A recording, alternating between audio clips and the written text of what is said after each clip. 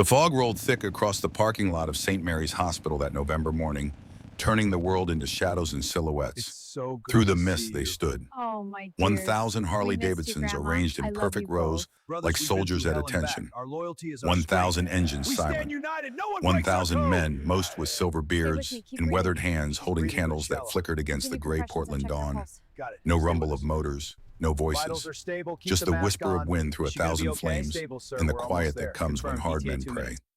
A young reporter from Channel 12, barely out of college, walked slowly along the line with her cameraman. She'd covered protest rallies, rock concerts. She'd never seen anything like this. The bikers didn't look at her. Their eyes stayed fixed on the hospital's fourth floor on a single window where yellow light glowed behind closed blinds. She stopped beside an older man, maybe 75, his leather vest covered in patches.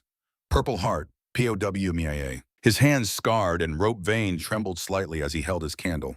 "Sir," she whispered, her microphone barely raised. "Who are you waiting for?" The old biker didn't turn. His jaw worked for a moment, like he was chewing on words too heavy to speak.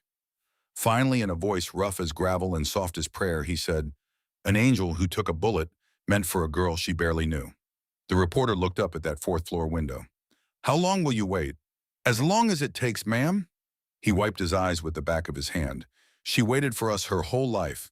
Now it's our turn." The camera panned across the sea of motorcycles, the ocean of leather and chrome and candlelight, and in that moment, the whole country would soon ask the same question. Who was she, and what makes 1,000 men stand vigil in the rain for a stranger? To understand that, you have to go back 3 weeks, to a garage that smelled of motor oil and possibility, and a man who'd been searching for an angel for 33 years. Bannister's garage sat on the industrial edge of northeast Portland, wedged between a lumber yard and a shuttered textile factory. The building itself was nothing special: corrugated metal siding, a hand-painted sign that had faded to ghosts of letters, two bay doors that screeched when they opened. But inside, under the fluorescent lights that buzzed like trapped wasps, there was a cathedral of chrome and steel.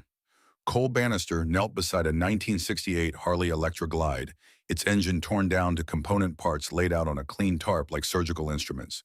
63 years old, still built like the Boeing engineer he'd been for 4 decades. 6'2" shoulders that could carry weight, hands that knew the language of machinery better than the language of small talk. His gray hair was pulled back in a ponytail, his forearms covered in faded tattoos that told stories he rarely spoke aloud. A Marine Corps eagle, coordinates from someplace sandy, names of people who didn't come home. Sunday morning, his favorite time. The world quiet. Just him and the honest work of making broken things whole again. "Dad, this gasket is cracked." He looked up. Iris stood on the other side of the engine, holding a valve cover gasket up to the light. 23 years old, his daughter, his entire world condensed into 5'6" of stubbornness and brilliance. She wore her mother's eyes, Catherine's eyes, sharp and kind, and the color of creek water in summer. Her dark hair was tied back in a practical ponytail, and her hands, like his, were already stained with grease. "Good eye," Cole said. He stood his knees, protesting the movement with small pops and creaks that reminded him he wasn't 30 anymore. "What's the fix?" Iris examined the gasket, turning it over. "Replace it. Cork gasket this old, you can't just patch it. The compression will blow it out again in a week." Expensive lesson for the customer. Honest lesson. She set the gasket down. "You taught me that. We don't sell people fixes that won't last. We do it right, or we don't do it." Cole smiled. Not often smiling had become a rare thing after Catherine died, after his son Ethan followed her into the ground 3 years later. But Iris could still pull it out of him. "You'll make a good nurse," he said. "You've got the diagnostics down. 2 more semesters." She wiped her hands on a rag. "Then I'm done with school and I can actually help people instead of just writing papers about helping people." She moved to the workbench, started sorting through replacement gaskets in the parts bin. Cole watched her, his daughter. The only reason he got out of bed most mornings. Catherine had given him love. Ethan had given him purpose. But Iris gave him something to protect, something to live for when living felt like lifting stones. "Dad, what's this?" He turned. Iris stood at the old metal cabinet in the corner, the one he used for personal things, registration papers, insurance documents, the detritus of a life in motorcycles. She held something small in her hand, cotton white against her grease-stained fingers. A handkerchief, embroidered with lavender flowers, the kind someone's grandmother might have stitched on a winter evening when the television was boring and the hands needed something to do.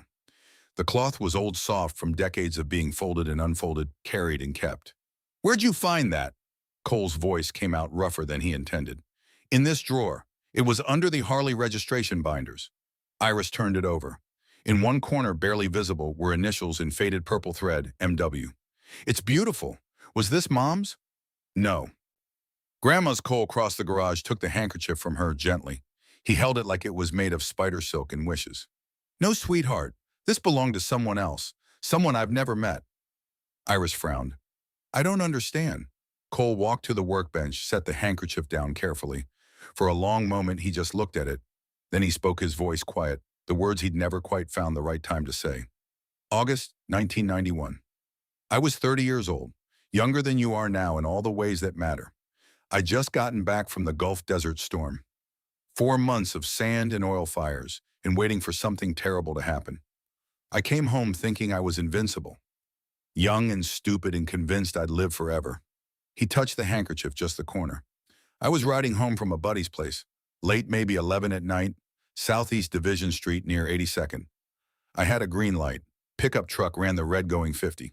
I didn't even see him until impact." Iris went very still. "They told me later I flew 30 feet, compound fracture in my left leg, 4 broken ribs, skull fracture, internal bleeding. I woke up 3 days later in St. Mary's Hospital with a headache that felt like my brain was trying to escape through my eye sockets. Dad, I never knew. No insurance." Cole's jaw tightened. "This was before the VA sorted out my benefits. Before I had anything. I was just a mechanic who'd been to war and come back to poverty. The hospital bill was $7,400. Might as well have been $74 million. He picked up the handkerchief. "I was lying in that hospital bed trying to figure out how I was going to pay when a nurse came in. Not my regular nurse, someone from another shift. She didn't say much, just asked how I was feeling, if I needed anything. Then she left. The next morning, the billing department came to my room, said my account was settled, paid in full by an anonymous donor. I tried to find out who it was, asked every nurse, every doctor, every administrator in that hospital. Nobody would tell me. Or maybe nobody knew." He held up the handkerchief. "This was on my bedside table when I woke up that second morning. Folded, with a note tucked inside. The note said, 'When you're strong enough, help someone else.' It was signed Mino." Iris reached out, touched the embroidered flowers. "You've kept this for 33 years. Every day. In every bike I've owned, every garage I've worked in." Cole's voice went soft. "I spent years looking for MW, asked every Margaret, every Mary, every Martha in that hospital. Put ads in the paper. Nothing. It was like an angel touched down, saved my life and vanished. Why didn't you ever tell me?" "Because I was ashamed." The words came hard. "Someone gave me a second chance, gave me the chance to meet your mother, to raise you and your brother, to live this whole life I've had. And I never found them to say thank you. I never paid them back." Iris put her hand on his shoulder. "Dad, the note said to help someone else. You've done that. Look at this garage. How many people have you helped over the years? How many times have you fixed someone's bike and didn't charge them because you knew they couldn't pay? It's not the same. Maybe it's exactly the same." Cole folded the handkerchief, carefully put it back in the drawer. "Maybe. But I still wonder. 33 years and I still wonder who MW was. If they're alive, if they know what their kindness meant." They worked in silence for a while after that, the comfortable quiet of people who know each other's rhythms. Iris fitted the new gasket. Cole torqued down the valve cover bolts in the proper sequence, the click of the wrench a meditation. Around noon, Iris pulled off her gloves. "I need to run to the store. We're out of milk and I want to grab some vegetables for dinner." "I can go." "Dad, you're covered in oil and you hate grocery stores." "I'll go." She grabbed her jacket. "There's that Saturday market on Burnside, right?" "The farmer's market." "Should be." "Why?" "Fresh vegetables are better than store-bought. Plus, I like supporting local. Mom always said." She stopped the way people do when they mention the dead and remember grief is still crouching in the corner. Cole nodded. "Your mom always said a lot of smart things. Go, I'll finish buttoning this up." Iris kissed his cheek. She had to stand on tiptoe even though he was sitting, and left. The bay door clanged behind her. Cole listened to her truck start, the diesel rattle fading into the Sunday quiet. He pulled the handkerchief out again. Looked at those initials. MW, 33 years. He wondered if he'd ever know. Portland's Saturday market sprawled across 2 blocks of Burnside Street like a carnival that traded cotton candy for organic kale and funnel cakes for artisan sourdough. Tents and tables lined the sidewalks, farmers with their end-of-season produce crafters selling jewelry and pottery artists peddling watercolors of Mount Hood in the Columbia Gorge. The air smelled like coffee and fresh bread and the particular optimism of people who believe in buying local. Iris wandered through the stalls, a canvas bag slung over her shoulder. She picked up tomatoes, tested their firmness. Bought a bunch of carrots, still wearing dirt like a badge of authenticity. She was comparing 2 heads of lettuce when she saw the table. It was smaller than the others, tucked almost apologetically near the end of the row. No fancy display. Just a folding card table covered with a faded tablecloth and on it handmade items. Quilted pot holders, knitted scarves, a few pieces of vintage kitchenware that gleamed from recent polishing. And dolls. Cloth dolls. The old-fashioned kind that great-grandmothers made during the Depression when toys were luxuries and love was measured in stitches. Each one was unique, different fabrics, different faces embroidered with surprising skill. One in particular caught Iris's eye. A doll with dark yarn hair and a calico dress, its face stitched into an expression of such gentle contentment that Iris felt something tug in her chest. Behind the table sat an elderly woman. She was small, maybe 5'3", and built like someone who'd been strong once, but time and hardship had whittled down to essentials. 74, maybe 75 years old. Her white hair was pulled back in a neat bun. She wore a cardigan despite the mild weather, and her hands resting on the table were mapped with veins and spotted with age. But her eyes were bright, sharp, the kind of eyes that had seen suffering and decided to stay kind anyway. "That one's my favorite too," the woman said. Her voice was soft-textured with the slight rasp of age. "I made her from fabric scraps from my wedding dress. 1969. Seems like another lifetime now." Iris picked up the doll carefully. "She's beautiful. How much?" $8. "All proceeds go toward my moving fund." The woman smiled, but there was sadness in it. "Downsizing. The story of getting old, I suppose." Something in her voice made Iris look closer. The woman's clothes were clean but worn. The items on the table were quality pieces, but they had the air of things someone loved and didn't want to sell. This wasn't a hobby. This was need. "Are you okay?" Iris asked, then immediately felt stupid. You don't ask strangers if they're okay. But nursing school had rewired her brain. She saw symptoms now, patterns, the small tells that something was wrong. The woman's smile softened. "That's kind of you to ask, dear. I'm fine, just navigating some changes. Nothing a little hard work won't solve." She gestured to the doll. "Would you like her?" "Yes." Iris pulled out her wallet, handed over a 10. "Keep the change." "Oh, I couldn't. Please, she's worth it." The woman wrapped the doll in tissue paper with practiced hands. "What's your name, sweetheart?" "Iris. Iris Bannister." The woman went very still. Her hands stopped moving. She looked up and something shifted in her eyes, recognition, or maybe its cousin, the memory of recognition. "Bannister," she repeated slowly. "Not Cole Bannister." Iris blinked. "Yes, that's my dad. Do you know him?" For a long moment, the woman just stared. Then she stood up, one hand gripping the table edge like she needed support. "Cole Bannister, Boeing engineer, rides a 1983 Harley Shovelhead, lives out near the industrial district. How do you... Is he here with you?" "He's at his garage." "Ma'am, I don't understand. How do you know my father?"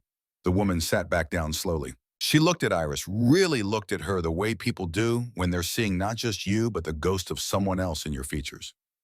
"You have kind eyes," she said quietly, like someone who chose a hard profession because she wants to help people. "Let me guess. Nurse." "Nursing student. Final year. But how did you..." "Because 33 years ago I made a choice." The woman's voice trembled. "I was working night shift in the ER at St. Mary's Hospital. August 1991. A young man came in motorcycle accident, critical condition. Head trauma, internal bleeding. He was 28 years old and looked like somebody's son." Iris's breath caught. He had no insurance, no money. The hospital wanted to transfer him to county after we stabilized him. But I looked at him, at this boy who'd just come back from war, and I thought about my Russell, my husband. He'd come back from the Gulf 4 months earlier with nightmares and scars and an anger he couldn't name. And I thought this could be Russell.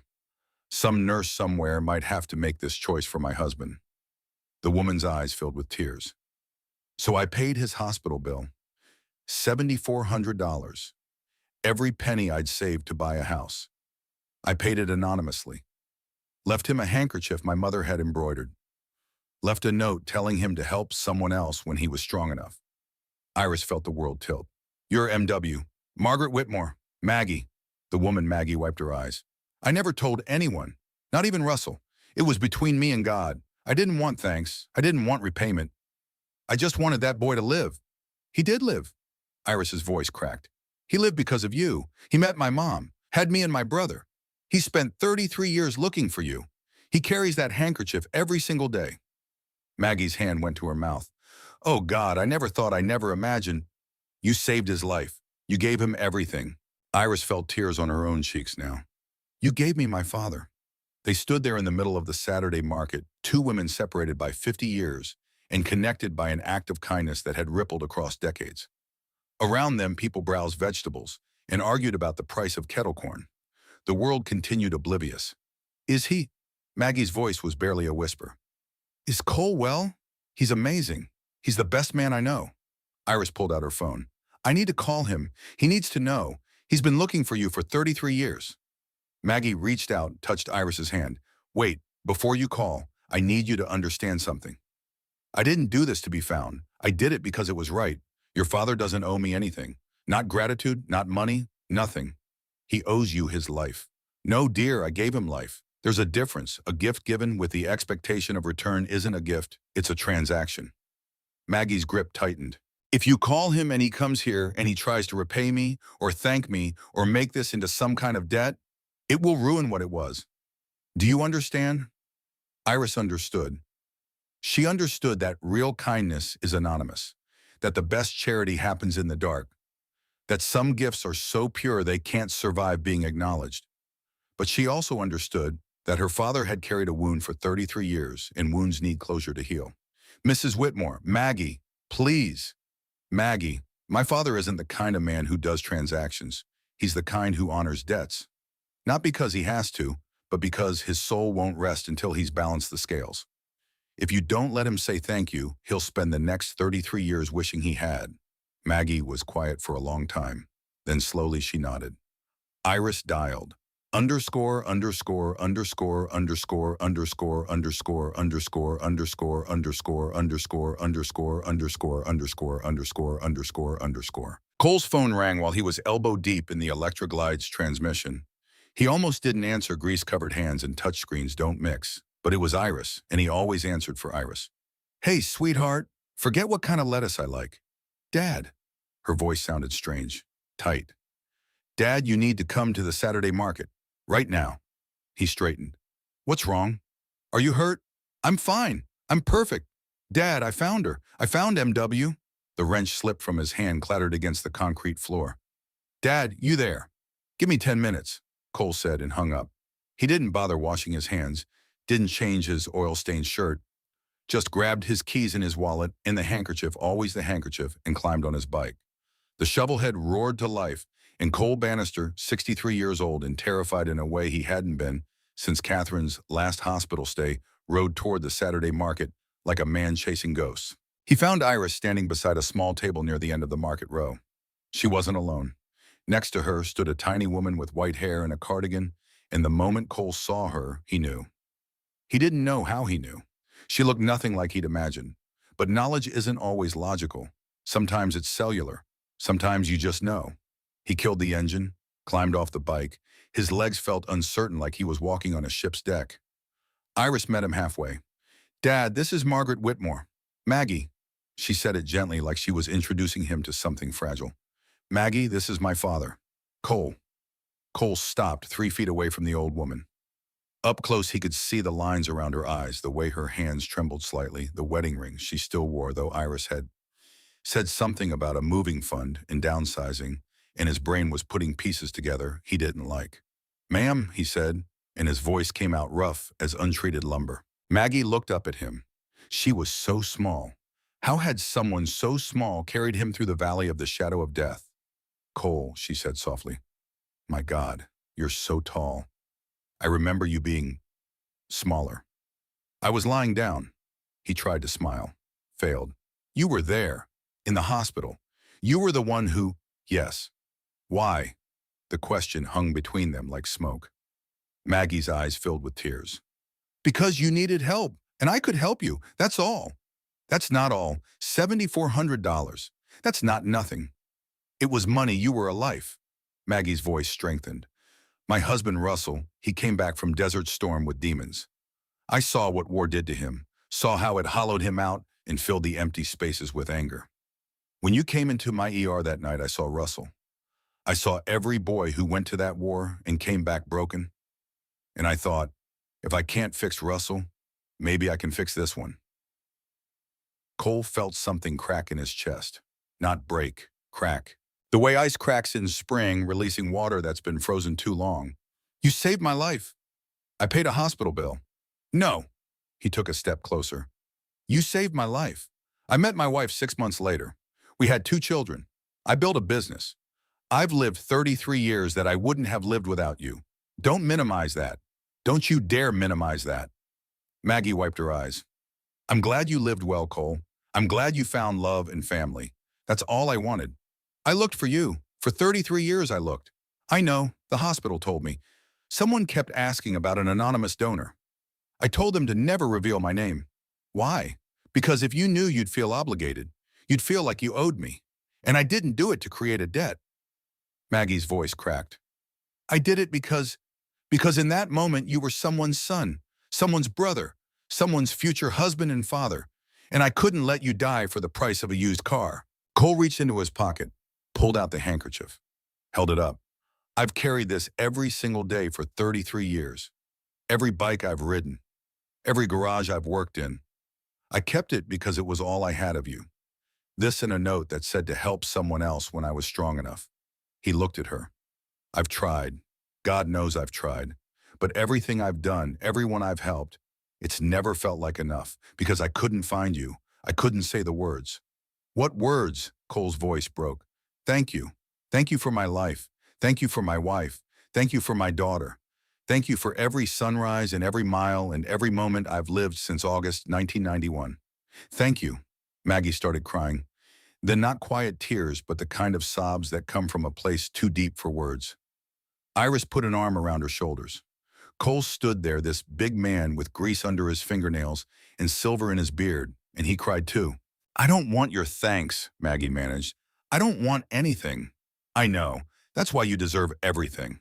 They stood like that, 3 people in the middle of a farmer's market, crying over a debt that was never a debt and a gift that could never be repaid. Around them, Portland moved on. Someone argued about the price of heirloom tomatoes. A busker played guitar badly. The world continued its relentless forward motion. But in that moment, something that had been broken for 33 years finally mended. Underscore, underscore, underscore, underscore, underscore, underscore, underscore, underscore, underscore, underscore, underscore, underscore, underscore, underscore, underscore, underscore. Cole noticed it 10 minutes later after they'd all stopped crying and started the awkward work of figuring out what comes next. Maggie was packing up her table, the handmade items, the vintage kitchenware, everything going carefully into cardboard boxes. Moving sale, he asked, trying to keep his voice casual. Maggie's hands paused. Something like that. Where are you moving to? I'm not sure yet, still figuring that out. Iris and Cole exchanged glances. He'd taught his daughter to read people not through words, but through silence. And Maggie's silence was loud as thunder. Mrs. Whitmore, Cole started. Maggie, please. Maggie, are you okay financially, I mean? I'm fine. You're selling your wedding china at a street market. That doesn't read as fine to me. Maggie's jaw tightened. For the first time, Cole saw steel beneath the kindness. I'm managing. I don't need help. I'm not offering help. I'm offering. He stopped. What was he offering? He couldn't give her money she'd refuse, and it would feel like payment, like turning her gift into a transaction. But he couldn't walk away. Not from this. Not from her. Iris touched Maggie's arm. What's happening, really? For a long moment, Maggie didn't answer. Then, like a dam finally cracking, it all came out. I'm being evicted. The house I've rented for 30 years, the landlord sold it to a development company. They want me out in 60 days so they can tear it down and build condos. I've been looking for a new place, but everything requires first month, last month, and a security deposit. $4,500 I don't have. Cole felt something cold settle in his gut. Maggie, I can... No. Her voice cut like a blade. Absolutely not. Cole, I know what you're thinking, But if you give me money, it will poison everything. It will turn what I did into a transaction. I gave you a gift. Don't turn it into a loan. Then let me help another way. I have a garage, storage space. Let me help you move at least. I can manage. With all due respect, ma'am, I don't think you can. And I'm not offering because I owe you. I'm offering because it's the right thing to do. You taught me that. When you're strong enough, help someone else. Well, I'm strong enough. Let me help. Maggie looked at him for a long time, then at Iris, who nodded encouragingly, then back at the boxes of her life packed into cardboard and string. Okay, she whispered. Okay. The Pacific Northwest Veterans Motorcycle Club held church on Sunday nights.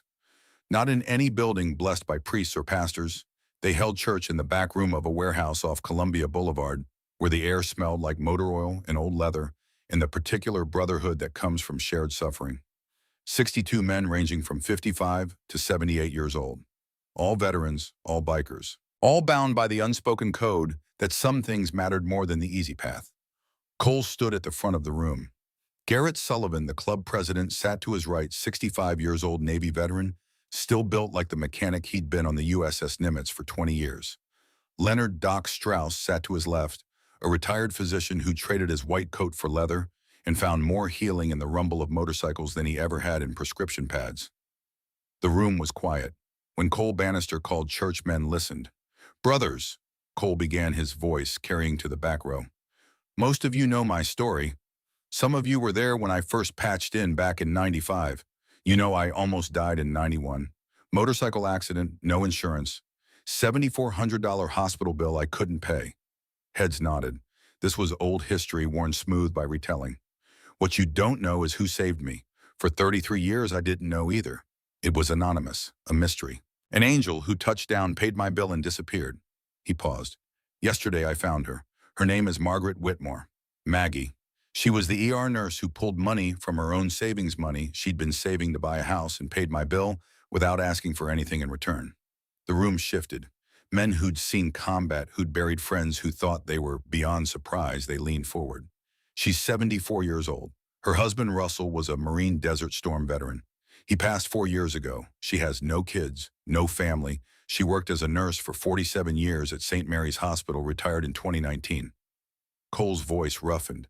And she's being evicted. 60 days to find a new place. Needs $4,500 she doesn't have for deposits. She's selling her belongings at street markets to try to scrape together enough money. Silence, the kind that comes before thunder. I tried to give her money. She refused. Said if I paid her back, it would turn her gift into a transaction. She said she didn't save my life to create a debt. Garrett stood. What do you need, brother? I need to help her, but not as repayment. As family. As community. I want to organize a benefit ride. Next Sunday. Route through Portland, ending at her neighborhood. BBQ fundraiser. Goal $10,000. Enough for deposits, moving costs, and a buffer so she doesn't have to choose between rent and medication. Doc stood. I'm in. How many riders can we pull? I'm hoping for 200. We can reach out to allied clubs. Legacy Riders in Vancouver. Iron Brotherhood in Salem. This isn't about the club. It's about showing a woman who spent 47 years healing others that we don't forget. We don't leave our own behind. She's not a veteran, someone called from the back. Cole turned. No, but her husband was. Russell Whitmore, Marine Corps Operation Desert Storm. He came home with PTSD, and Maggie spent 30 years caring for him until he died. She's a Gold Star widow. And more than that, she's someone who saw a vet in need and helped. That makes her family. The vote was unanimous. 62 hands. 62 voices. One answer. We ride. The next week passed in a blur of planning and phone calls and the particular chaos that comes from trying to organize 200 bikers to do anything in unison. Cole spent his days at Maggie's rental house helping her pack. The place was small, 2 bedrooms, built in the 1960s, the kind of house where you could hear your neighbor sneeze. But it was clean, well kept, filled with the accumulated evidence of 50 years of marriage. He learned things about Maggie. Small things. She took her coffee black. She hummed while she worked old hymns, the kind his grandmother had sung. She cried when packing Russell's uniforms, but refused to throw them away. He wore this at our wedding, she said, holding up a Marine dress, a blue coat. 1969. We got married 3 days before he shipped out. I was 23 years old and sure I'd never see him again. Cole folded a box of books. How long was he deployed? 2 tours. 26 months total. He came back different. They all did. But he was still Russell. Still the boy who'd asked me to dance at a USO event and told me I had the prettiest smile he'd ever seen. She hung the coat carefully in a garment bag. Desert Storm broke something the First War had cracked. He had nightmares until the day he died. Woke up screaming about sand and oil fires and friends who didn't make it home. I'd hold him until the shaking stopped. Every night for 30 years. That's love, Cole said quietly. That's marriage. Real marriage. Not the Valentine's Day version. The version where you hold someone while they scream and you don't let go and you show up every day even when it's hard. She looked at him. You had that with your wife, didn't you? Your daughter told me she passed. 7 years ago. Cancer. Cole's hands stilled on the books. Catherine, we had 28 years. Not enough. Never enough. It never is. They packed in comfortable silence after that. The silence of people who understand that some griefs don't need words. Iris came by most evenings after her hospital shift. She and Maggie bonded over nursing stories, the difficult patients, the impossible doctors, the small victories that made the hard days worthwhile. You remind me of myself at your age, Maggie told her one evening. They were wrapping dishes in newspaper, the careful archaeology of dismantling a life. Determined, compassionate. You'll make a wonderful nurse. I hope so. Sometimes I wonder if I'm strong enough. There's so much suffering. Dear girl, nursing isn't about being strong enough to carry all the suffering. It's about being brave enough to witness it and still show up tomorrow. Maggie handed her a teacup, delicate china with roses. The moment you stop feeling the weight of it is the moment you should quit. The day it stops hurting is the day you've stopped being human. Iris wrapped the cup carefully. Is that what happened to you when you retired? No, I retired because my body gave out before my heart did. 72 years old, diabetic arthritic. I couldn't stand for 12-hour shifts anymore. But if I could, I'd still be there, still showing up, still trying to make the difference between a good death and a bad one. Cole watched them from the doorway, his daughter and this woman who'd saved his life talking about healing and suffering and the cost of caring. Something in his chest loosened. A knot he hadn't known was there. This was right. This felt like family. On Saturday night, the night before the benefit ride, Cole couldn't sleep. He sat on his back porch with a beer he wasn't drinking, staring at the stars and thinking about coincidence and providence and the fine line between the two. His phone buzzed. Text from Garrett. Final count 220 riders confirmed, route mapped, BBQ catered, we're good to go. Cole typed back, thank you, brother. Another text, this one from Dalton, the youngest member of the club at 36. Boss need to talk about Maggie's neighborhood. Cole called him. Dalton picked up on the first ring. What's wrong? Maybe nothing. Maybe something. Dalton's voice was tight. I've been asking around about Park Rose District, the development company that bought all those properties. It's not just normal gentrification. There's a local gang East Side crew doing enforcement work for them. Intimidation, vandalism, making life hell for residents who won't sell or won't leave. Cole's hand tightened on the phone. You're telling me Maggie's eviction isn't just business, it's a threat. I'm telling you to be careful tomorrow. We're rolling 200 deep into territory where people have been getting pushed out violently. East Side crew is mostly kids 19 to 27, but they're mean and they're desperate. And we're about to make a very loud statement in their backyard. We're not looking for trouble. I know, but trouble might be looking for us. Cole was quiet for a long time. Then, double the road guards. Make sure everyone knows we're there to help Maggie, not to start a war. We ride disciplined, we ride smart, and if anyone tries to provoke us, we de-escalate. Copy that, boss. They hung up. Cole sat in the dark thinking about war and peace and the distance between intention and outcome. He thought about Maggie sleeping in her half-packed house trying to figure out where she'd go in 60 days. He thought about Iris, his daughter, his whole world, and what it meant to build family from the ruins of loss. And he thought about angels, about how they touch down in emergency rooms at midnight, pay bills with money they don't have, and disappear into the dark without asking for anything in return. Tomorrow he'd try to repay an unpayable debt.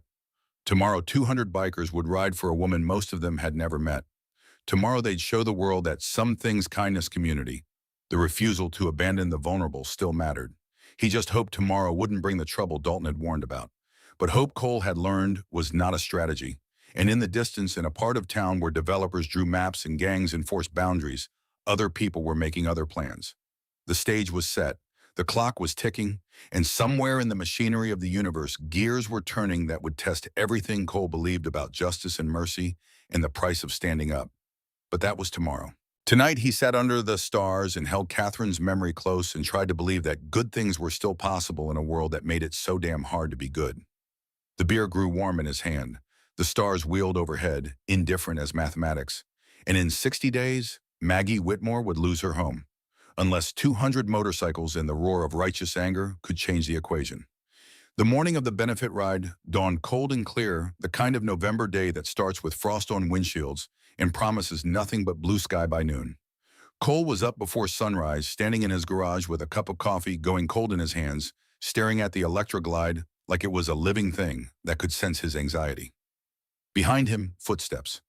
Iris already dressed in riding gear, her hair braided tight against her skull. "Couldn't sleep either," she asked. "Been up since 4. He set down the coffee. Kept thinking about what Dalton said, about the gang, about bringing 200 bikers into territory where people are already on edge. Iris checked her bike, a Sportster 883 black and chrome that Cole had rebuilt for her 21st birthday.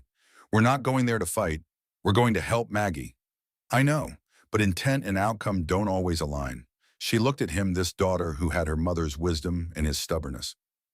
"Dad, you've spent 33 years wanting to repay a debt. Today you get to.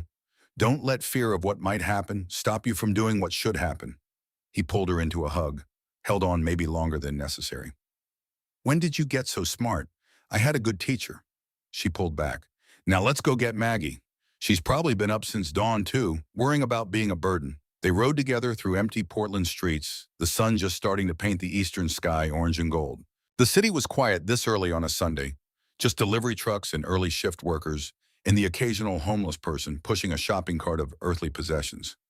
Maggie's rental house sat on a street where every third building had a for sale sign or boarded windows. Gentrification's leading edge where the old world hadn't quite died, but the new one was already digging graves. Cole pulled up to the curb, killed the engine. The porch light was on. Maggie appeared in the doorway before he could knock, wearing dark jeans and a sweater, her white hair pulled back. She looked terrified and determined in equal measure. "I don't know if I can do this," she said. "You don't have to. We can call it off right now." "No." She straightened her spine. "No, I'm not used to being the center of attention. 47 years as a nurse, you learn to work in the background. You learn to let doctors take credit while you do the actual healing." Iris took her hand. "Today you let us honor you, just for one day." Cole held out a leather vest, the club's honorary member cutta, with Pacific Northwest Veterans MC patches and a single rocker that read, "Family." "This is for you, if you'll wear it." Maggie touched the leather reverently. "I've never ridden with a motorcycle club. First time for everything." She put it on. It hung a little loose on her small frame, but somehow it looked right, like she'd always belonged in this family of loud engines and quiet honor. They rode to the staging area, a parking lot near the Burnside Bridge, where 220 bikers were already gathering. Cole had seen some big rides in his time, but this was something else. Veterans from 3 states ranging from 55 to 82 years old, all astride motorcycles that gleamed like rolling prayers. Garrett saw them coming, raised a fist. The assembled riders erupted in cheers and the thunder of engines revving. Maggie gripped the passenger seat behind Cole like she was holding onto a life raft in a storm. "You okay?" Cole called back over his shoulder, terrified and honored in equal measure. "That's about right." Garrett climbed on a milk crate to address the crowd. His voice, trained by 20 years of barking orders on aircraft carriers, cut through the noise. "Brothers, sisters, we ride today for Margaret Whitmore, Maggie, to those who know her. She's a retired nurse who spent 47 years healing the broken. She's the widow of Russell Whitmore, Marine Corps, a man who came home from war and fought his demons for 30 years with this woman beside him." He pointed to where Maggie sat behind Cole. 33 years ago, Maggie saved the life of our brother Cole when he had nothing. No insurance, no money, no hope. She paid his hospital bill from her own savings and asked for nothing in return. Today, she's being forced from her home. Today, she needs us. The crowd roared. "We ride for her. We ride for every nurse who held a dying soldier's hand. We ride for every Gold Star widow who carried grief like stones and didn't break. We ride to show this city that we don't forget our own." More thunder. More engines. The sound shook windows 3 blocks away. "Route is 70 miles. We stop at St. Mary's Hospital to honor Maggie's service. Then we ride to Park Rose Community Park for the BBQ fundraiser. Road guards, you know your positions. Everyone else rides smart ride, tight ride, like the disciplined warriors you are. Let's show Portland what honor looks like. The parking lot exploded with noise as 220 motorcycles roared to life in synchronized fury. Cole felt Maggie's arms tighten around his waist. "Still okay?" he called back. "Ask me when we're done." He laughed and kicked the Electroglide into gear. They rolled out in formation, a river of chrome and leather, and American flags snapping in the wind. Traffic stopped. People on sidewalks pulled out phones. Children pointed and waved. And somewhere in the machinery of bureaucracy and development deals, someone was surely taking notice. The ride to St. Mary's Hospital took 40 minutes through Sunday morning Portland. The route had been planned to maximize visibility down Burnside, across the Morrison Bridge, up through downtown where early churchgoers and late-night partiers alike stopped to stare at the procession of growling machines. Iris rode 3 bikes back from Cole, her Sportster handling the pack, riding like she'd been born to it. She caught his eye once at a stoplight, grin gave him a thumbs up. His daughter, riding with a motorcycle club to honor a woman who'd saved his life before Iris was even born. The symmetry of it made his chest tight. They pulled into St. Mary's Hospital parking lot in waves filling every available space and spilling into the overflow lot across the street. Someone had tipped off the hospital staff, lined the emergency room entrance, 60 or 70 nurses and doctors in scrubs, some holding signs. "Thank you, Maggie. We love you. 47 years of service." Cole helped Maggie off the bike. She stood there looking at her former colleagues and started to cry. Not quiet tears, great heaving sobs that shook her small frame. A woman broke from the line of hospital staff, ran to Maggie. They embraced like soldiers reuniting after war. "Maggie, God, we've missed you," the woman said. "Jessica, I've missed you too." More nurses surrounded them, a circle of healing hands and shared memories. Cole stepped back, gave them space. Garrett appeared at his elbow. "Good turnout," the club president said. "Better than I hoped. You see the news van?" Cole turned. Sure enough, a Channel 12 truck had pulled up, camera crew deploying. The young reporter from the hospital, Vigil, though that hadn't happened yet in this timeline, Cole had seen enough benefit rides to know how they worked, was already interviewing bikers. "That's good, right?" Cole said. "More publicity, more donations." "Maybe." Garrett's face was troubled. "Or it makes us a bigger target if Dalton was right about the gang situation." Before Cole could answer, a hospital administrator in a suit emerged from the ER entrance. He was young, maybe 40, with the particular earnestness of someone who'd gone into hospital management because he genuinely wanted to help people and hadn't yet been crushed by the bureaucracy. "Excuse me," he called. "Is Margaret Whitmore here?" Maggie extracted herself from the cluster of nurses. "I'm here." The administrator smiled. "Miss Whitmore, I'm David Chen, the CEO of St. Mary S. I've been in this position for 2 years, but your reputation preceded me. I've heard countless stories about the lives you saved, the families you comforted, the impossible shifts you worked without complaint." He gestured to the hospital entrance, where workers were unveiling something covered in a tarp. "We wanted to do this when you retired, but you disappeared so quickly we didn't get the chance. On behalf of everyone at St. Mary's, past, present, and future, we'd like to show you something." They pulled the tarp. Beneath it, a bronze plaque mounted on the brick wall. "Margaret R. Whitmore Emergency Wing, in honor of 47 years of compassionate service, 1972 to 2019. She gave everything to those who had nothing." Maggie's knees buckled. Cole caught her, held her up while she stared at her name in bronze, made permanent, made into something that would outlast her bones. "I don't," she started. "I just did my job." "No, ma'am," David Chen said gently. "You did more than that. We pulled your records. Do you know how many letters are in your personnel file from patients and families thanking you specifically? 472. Do you know how many times you volunteered for extra shifts when the ER was understaffed? Too many to count? You didn't just do your job. You defined what the job should be. The news cameras caught all of it. Maggie crying, the nurses surrounding her. 200 bikers standing in respectful silence, these hard men with scarred hands and soft hearts, witnessing the honoring of someone who'd never asked to be honored. Maggie was asked to say something. She stood there, tiny in her borrowed leather vest, looking at the plaque and the cameras and the sea of faces. "I became a nurse because I wanted to heal," she said, her voice shaking but clear. "But you all taught me that healing isn't just medicine. It's presence. It's showing up when someone is alone and scared and convinced they're going to die. It's holding their hand when the doctors have run out of answers. It's being the last kind face someone sees before they slip away. She wiped her eyes. Thank you for this honor, but the real honor was getting to work beside you all for 47 years. The real honor was being trusted with people's worst moments and being given the chance to make them a little less terrible. That was enough. That was everything. The hospital staff applauded. The bikers remained silent. This was Maggie's moment, not theirs. But Cole saw more than a few of them wiping eyes, these men who'd seen combat and buried brothers and thought they were beyond tears. They stayed at the hospital for another 30 minutes. More hugs, more tears. More stories about patients saved and families comforted. Then Garrett gave the signal and the riders began mounting up. The ride continued through downtown Portland, drawing crowds at every major intersection. People waved, car horns honked in support. A group of children outside a church started chanting, "Bikers, bikers," until their parents shushed them laughing. Cole felt Maggie relax behind him, her grip less desperate, more confident. She was getting used to this. The noise, the attention, the strange power of moving through the world surrounded by 200 machines and the men who rode them. They crossed into northeast Portland, headed toward Parkrose. The neighborhoods changed as they rode from the manicured lawns and coffee shops of gentrified districts to the rougher edges where graffiti marked territory and boarded windows outnumbered open businesses. Cole's radio crackled, Dalton's voice tight with tension.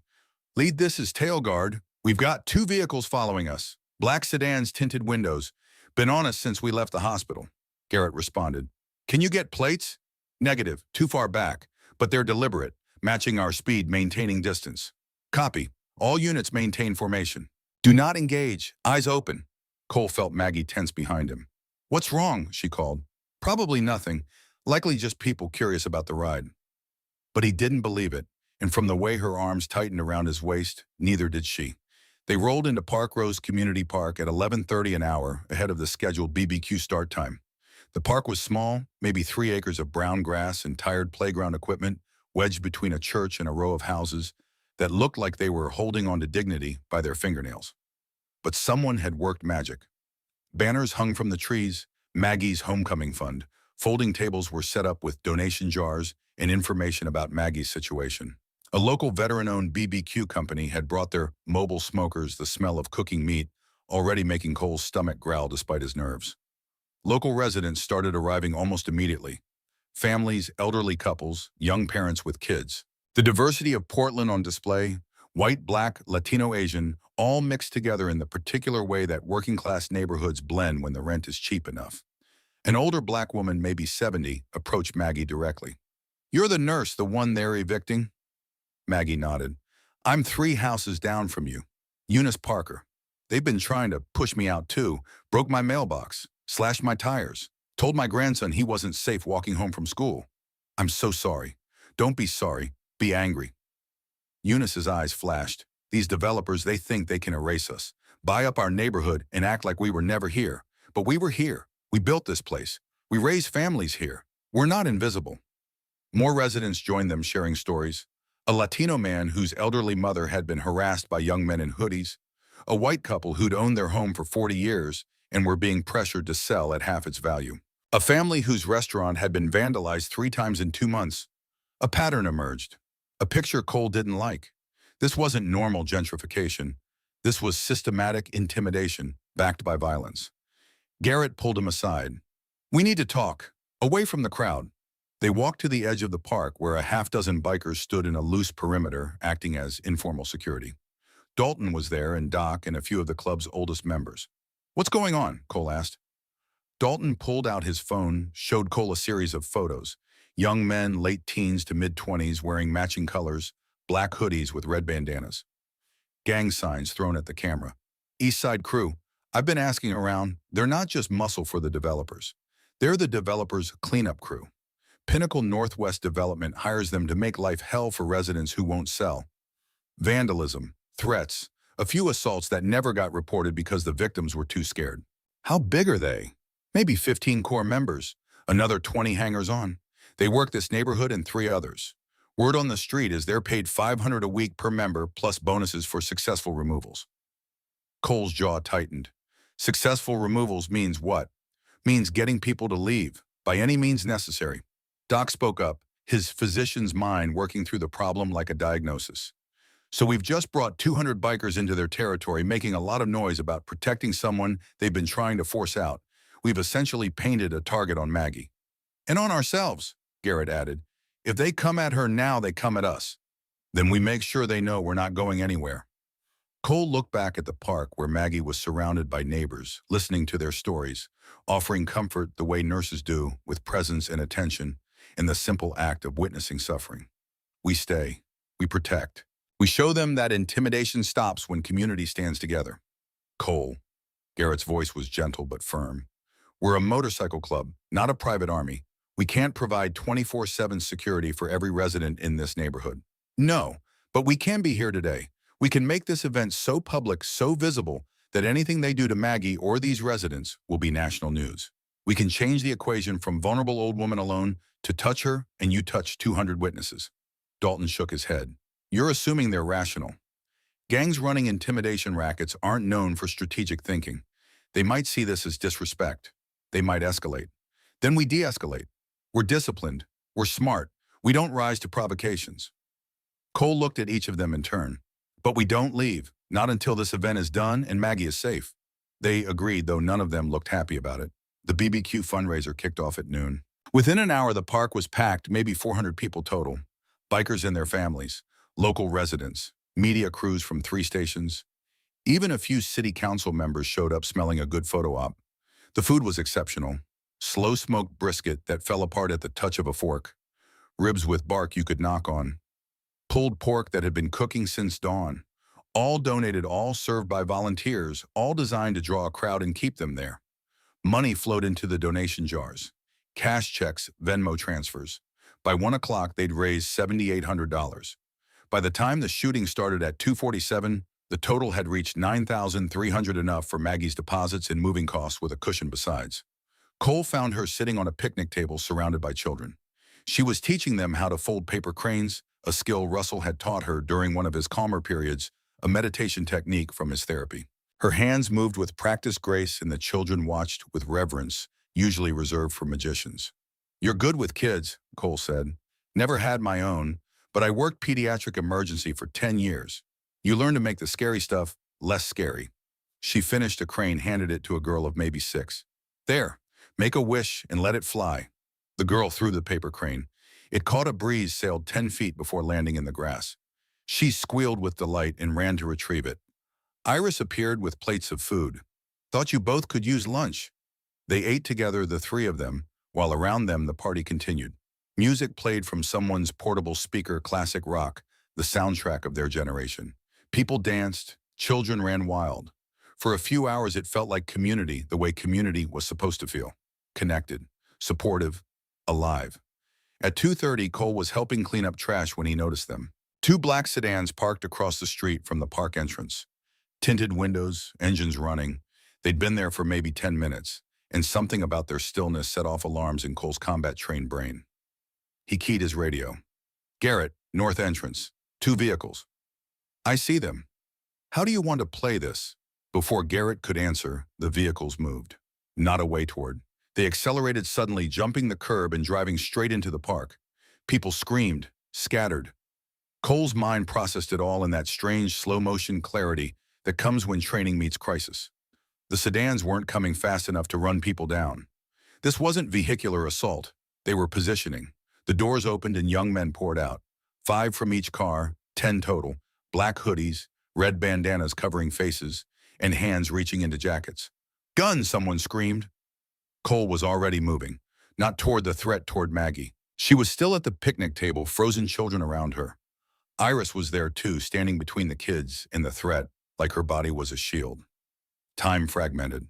Cole saw it all at once, and in pieces, Garrett and the road guards moving to intercept, putting themselves between the gunman and the crowd. Families running, parents grabbing children. The media crews ducking behind their vans, cameras still rolling. And the gunmen pulling weapons. Not rifles, handguns. Cheap 9mm, the kind you could buy on the street for $200.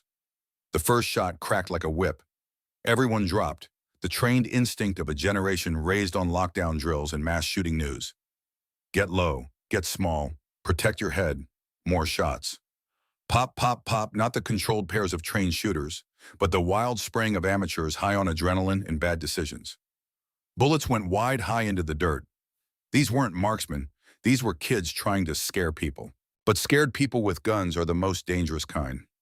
Cole reached Maggie, covered her with his body. Stay down. The children. Iris has them. Stay down. He looked up, saw Iris herding 5 kids toward cover behind the brick BBQ pavilion.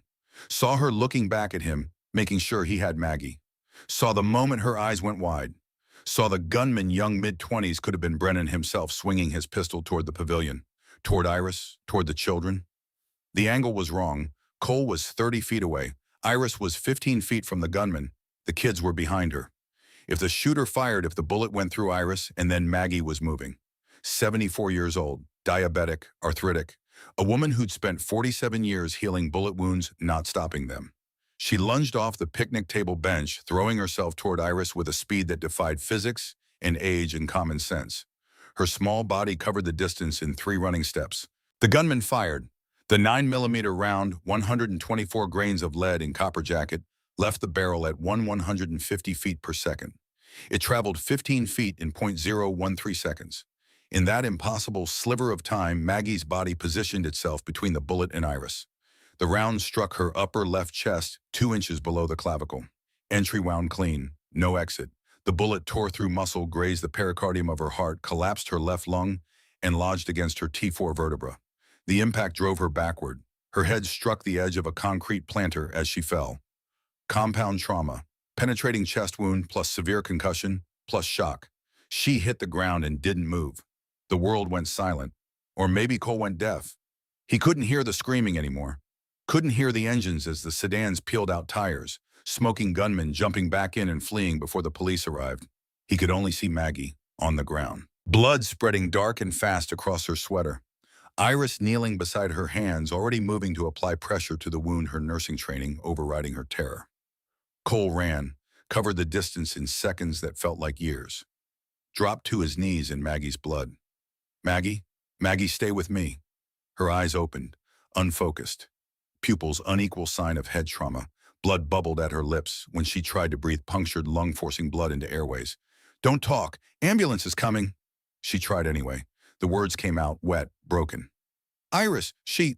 Okay. Cole looked up. Iris was there, blood-covered but whole. She's fine. You saved her. You saved my daughter. Doc Strauss pushed through the crowd, his medical bag already open. He took one look at Maggie and his face went gray. Gunshot wound left chest. Bullet lodged, no exit. Pneumothorax, listen. He put his ear to her chest. Decreased breath sounds left side. Lung collapsed. Head trauma, unequal pupils. She's going into shock. He pulled out bandages, started packing the wound. His hands moved with practiced precision, but Cole could see the fear in his eyes. This wasn't a good wound. This was the kind of wound people died from.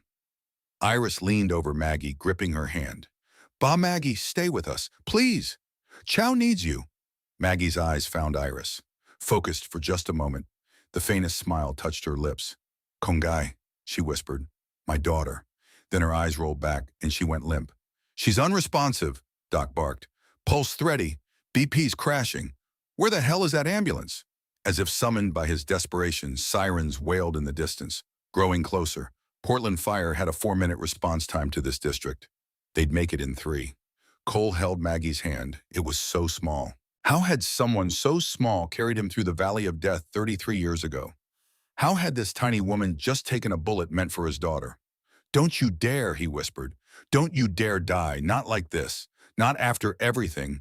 You don't get to save my life, and then my daughter's life, and then just die in a park. That's not how this ends. The ambulance screamed into the park, paramedics jumping out before it fully stopped.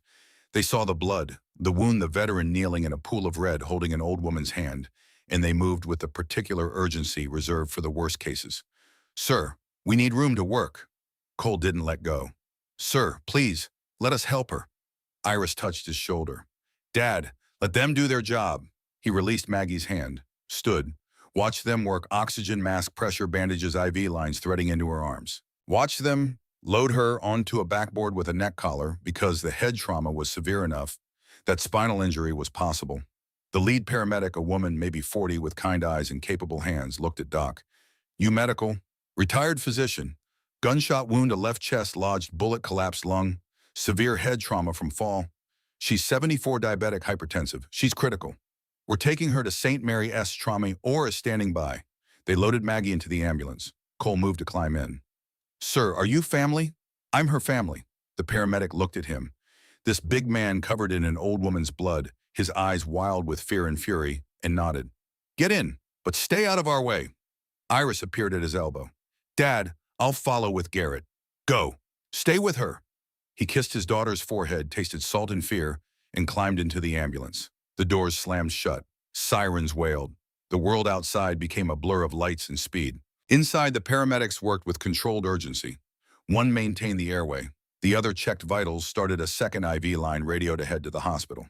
St. Mary's, this is Medic 12. We have a 74-year-old female GSW to left. Anterior chest collapse, lung, severe head trauma. Vitals BP 88/50 and dropping, pulse 52 and thready respirations 8 per minute and shallow. ETA 8 minutes. Prep trauma and get me your best thoracic surgeon. The radio crackled back. Copy Medic 12. Dr. Aldridge is scrubbing in. We're ready for you. Cole sat in the jump seat, useless, watching strangers fight to save the woman who'd saved him. Maggie's face was gray, her breathing so shallow he couldn't see her chest move. The only proof she was alive was the beeping of the heart monitor, slow and irregular, but still beeping. Stay with us, Margaret, the female paramedic said softly. Your family needs you. Stay with us. Cole wanted to pray but couldn't find the words. Wanted to bargain with God but didn't know what he had to offer that God would want. So he just sat there, this old man who'd survived war and accidents and grief, and silently begged the universe for mercy. The ambulance took a corner hard. Equipment rattled. Maggie's monitor shrieked in alarm. She's bradying down, pulses 40. Prepare atropine. No, wait, it's coming back up. 50, 54, stabilizing. The paramedics exhaled. Cole realized he'd been holding his breath. 7 minutes to the hospital, then 6, then 5.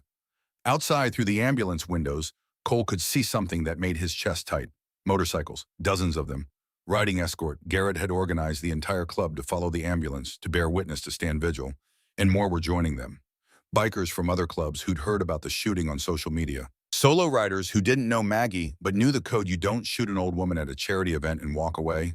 You just don't. By the time the ambulance pulled into St. Mary's emergency bay, there were 100 motorcycles behind it, and more were coming. The ambulance doors opened, hospital staff swarmed. Dr. Patricia Aldridge, the trauma surgeon, took one look at Maggie and started barking orders. Get her to trauma 2 type and cross for 10 units. Page cardiothoracic, that bullet's close to the pericardium, neurosurgery on standby for the head trauma move. They rushed Maggie inside on the gurney. Cole tried to follow, but a nurse stopped him. Sir, you can't go back there. She's my family. I understand, but we need space to work. Please wait in the surgical waiting area. We'll update you as soon as we can. Cole stood in the ambulance bay, covered in blood, shaking with adrenaline and terror and rage. The nurse's words echoed in his head. We'll update you as soon as we can. As soon as we can. Not when she's stable. Not when she's safe. As soon as we can. Which meant they didn't know if Maggie would survive the next hour, let alone the surgery. Garrett appeared at his shoulder. Iris on the other side. They flanked him, held him up when his legs wanted to give out. She took the bullet for me, Iris whispered.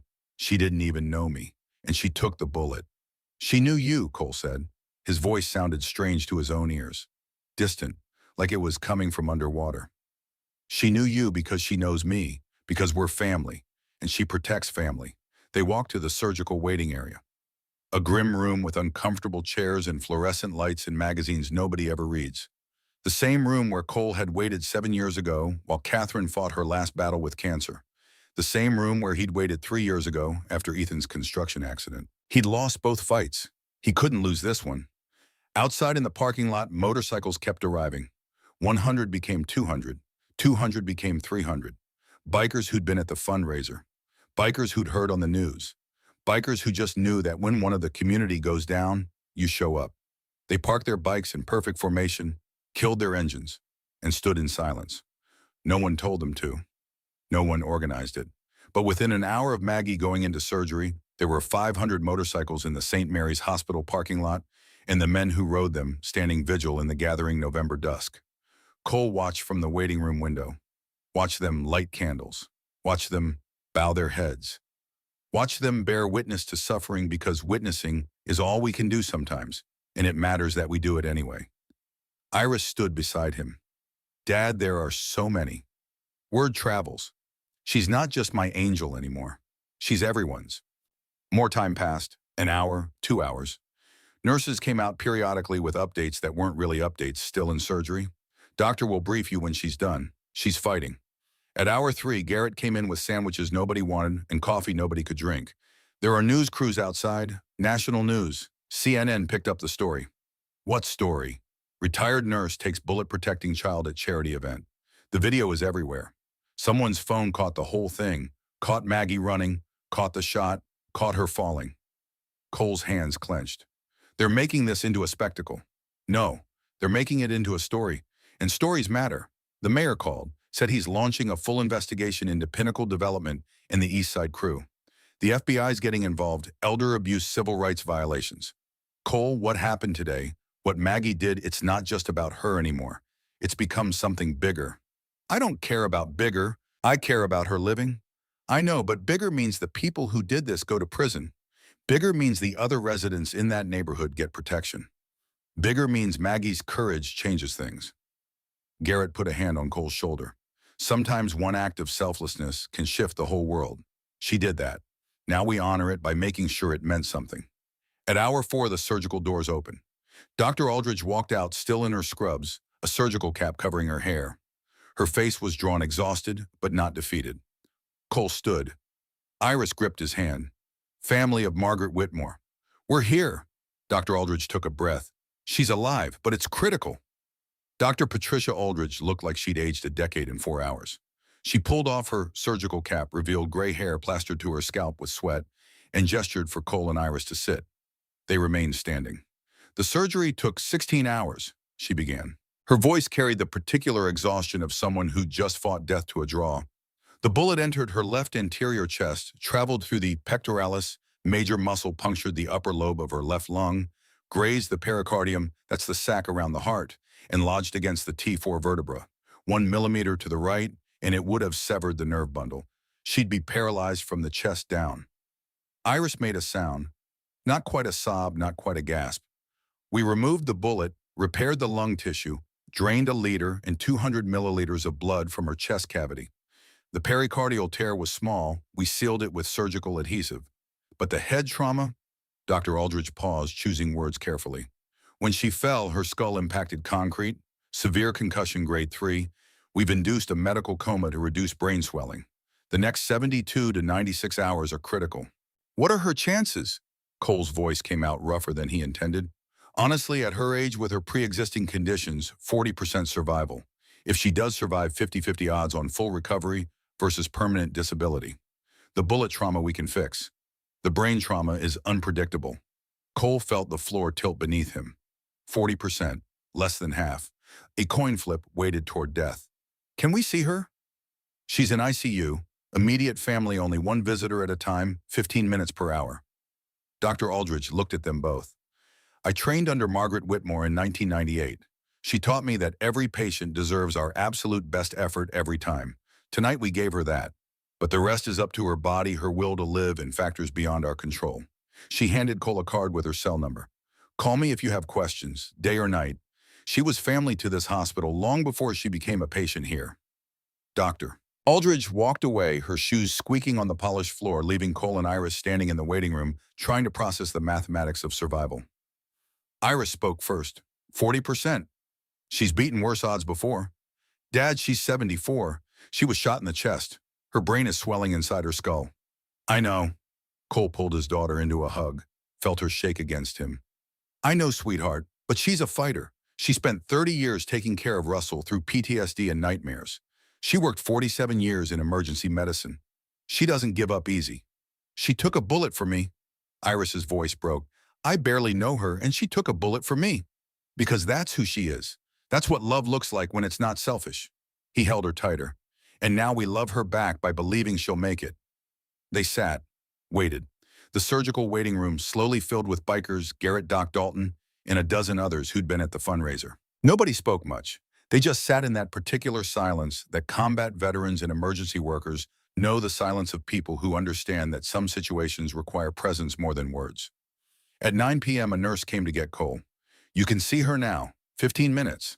He followed her through corridors he'd walked 7 years ago, with Catherine 3 years ago after Ethan.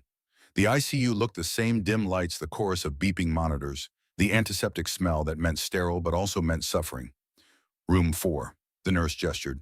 She's on a ventilator so she can't talk. Multiple IV lines, heart monitor, oxygen saturation monitor. The machines look scary, but they're helping her. Talk to her if you want. Hearing is often the last sense to go and the first to return. Cole stepped inside. The machines surrounded her ventilator, breathing for her monitors, tracking every fragile heartbeat. She looked even smaller than he remembered from the ambulance, her white hair fanned across the pillow, her face the color of old concrete. He pulled a chair to her bedside, took her hand. Cole pulled a chair to her bedside, took her right hand, the one not pierced by an IV.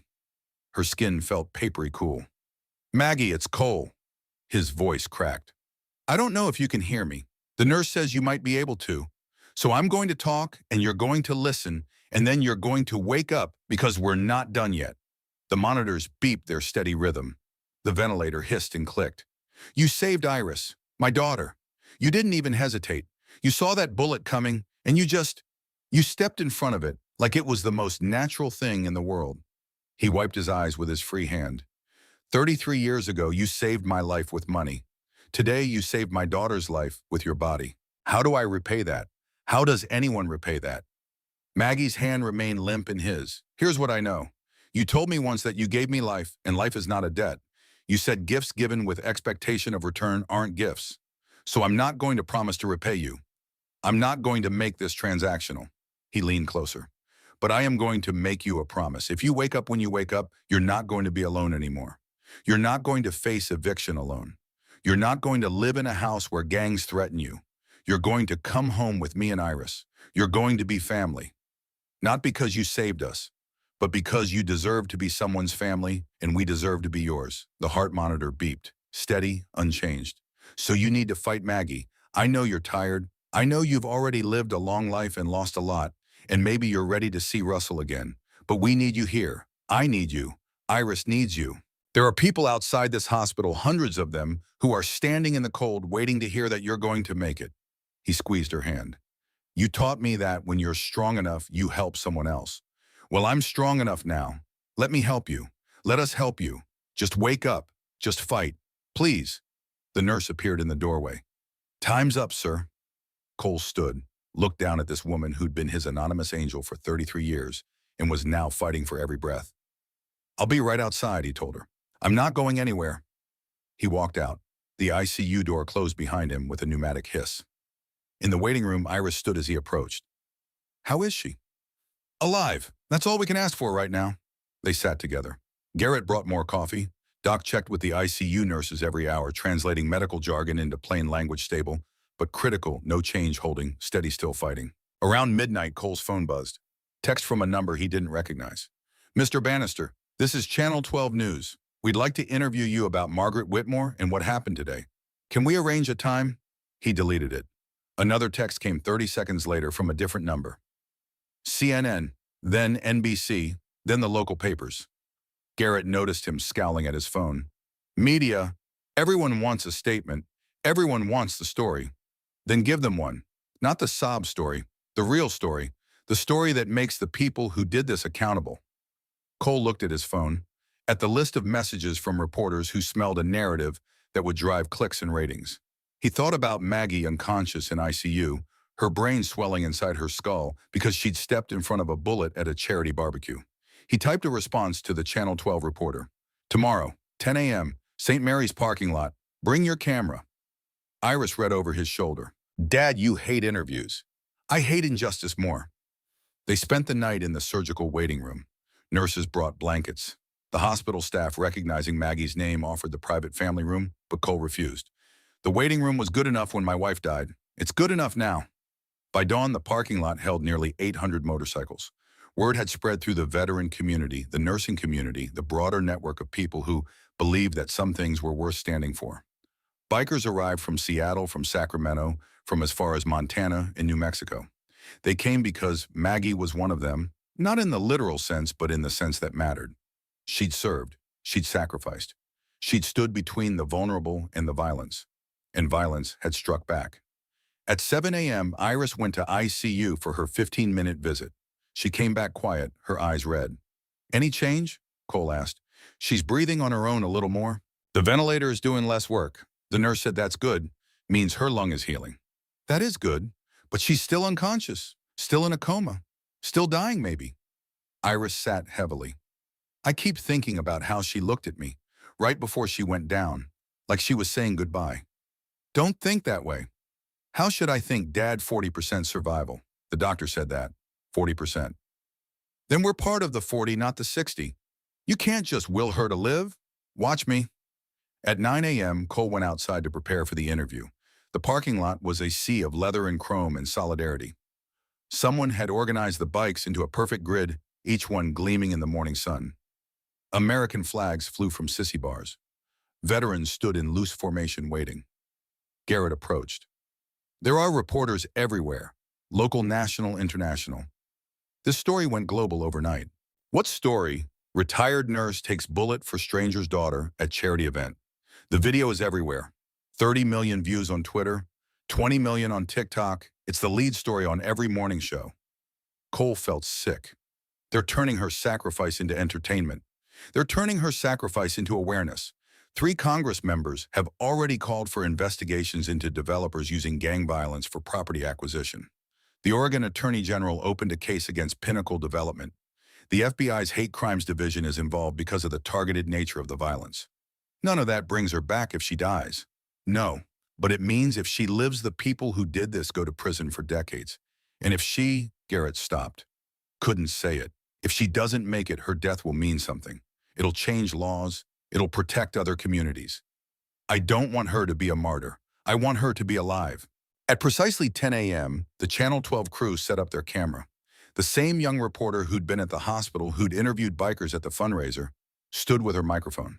Behind her, 800 motorcycles and the men who rode them created a visual that needed no explanation. "Mr. Bannister, thank you for speaking with us. Can you tell us about Margaret Whitmore?" Cole stood in front of the camera, still wearing yesterday's clothes stained with yesterday's blood, and spoke. "Maggie Whitmore is a 74-year-old retired nurse who dedicated 47 years of her life to healing strangers.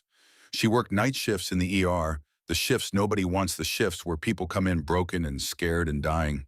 She saved lives for less money than she deserved and never complained. Never asked for recognition. Never wanted glory." His voice strengthened. 33 years ago, when I was 28, I had a motorcycle accident. No insurance, no money. $7,400 hospital bill I couldn't pay. Maggie took her life savings money she'd been saving to buy a house and paid my bill anonymously. She asked for nothing in return. Just left a note that said when I was strong enough, I should help someone else. The reporter's eyes widened. This wasn't the story she'd expected. "Yesterday, we held a benefit ride to help Maggie. She's being evicted from her home of 30 years. Developers are buying up her neighborhood and using gang members to intimidate residents into leaving. We wanted to raise enough money to get her into a safe place." He paused, looked directly at the camera. "While we were at the fundraiser, at a charity barbecue in a public park with families and children, gang members drove into the park and opened fire. They shot randomly into the crowd. One of those bullets was headed toward my daughter Iris, 23 years old, a nursing student. Maggie saw it coming. She ran. 74 years old with diabetes and arthritis, and she ran toward the bullet. She put her body between that bullet and my daughter." His voice cracked. "She's in ICU right now. The bullet collapsed her lung, almost hit her heart, lodged against her spine. She has severe head trauma from the fall. The doctors give her 40% chance of survival. 40%, because she saved my daughter's life." The reporter recovered her professional composure. "What do you want people to know?" "I want them to know that Maggie Whitmore represents everything good about this country.